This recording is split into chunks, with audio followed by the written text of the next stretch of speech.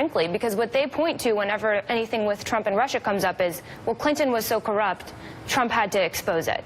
And they see this as doing the same exact thing. And it's, you know, you can argue the nuances. It's not the same thing, but it does give fuel to Trump's base. I see you shaking your head.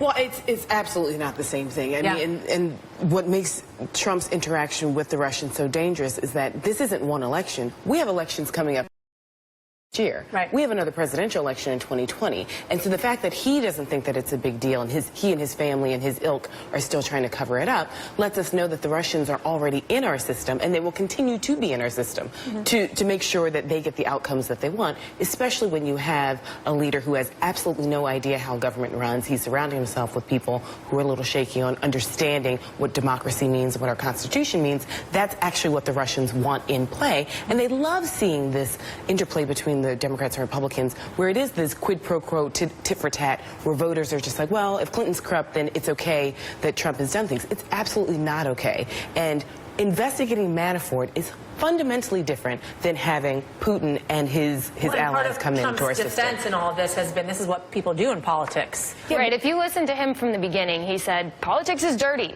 People play dirty in politics. And so to his supporters, they see this as just Trump fighting back. Well, I am not saying that makes it right. No, but I think the brilliant thing that he's done, though, is plant the seed that the media is fake. So now that we are exposing the truth of certain things that have actually happened, he can say, well, it's people like Yasmin who just lie all the time. So, and intelligent. Not you. And with that, I want to bring Joe into this conversation. Joe, I know you've been standing by patiently, so we appreciate that.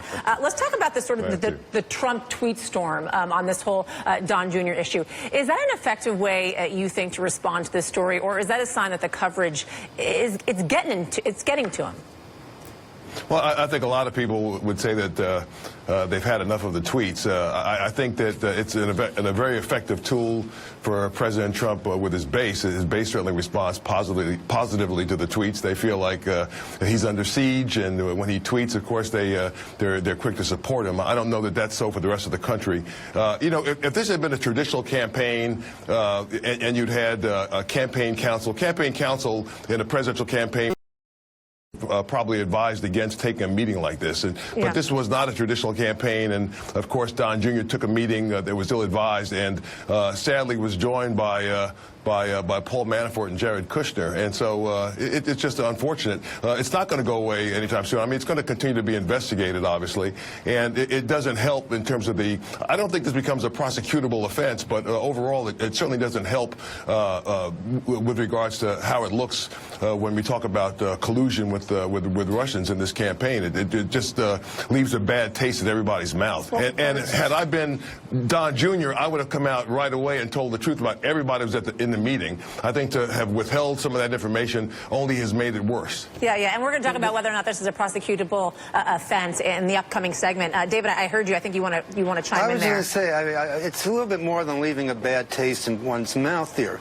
The Trump campaign has said literally 1,000,000 times we had nothing to do with Russians. We had no collusion. That is just a big, fat lie. Donald Trump said that. They've been proven to be totally wrong when it comes to, and that they've covered up. It's not just they're wrong. They stonewalled, they lied, and they covered up this high-level plot. It's a conspiracy. They try to implement a conspiracy with Putin's regime.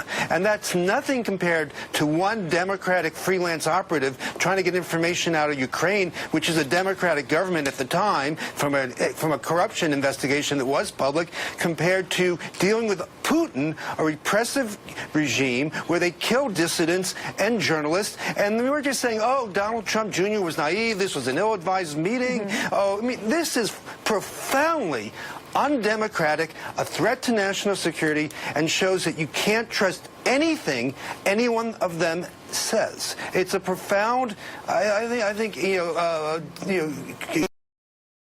disaster point for the Republic. Well, as you can tell from this conversation so far, we have much more to talk about. David Corn, Shelby Holliday, Christina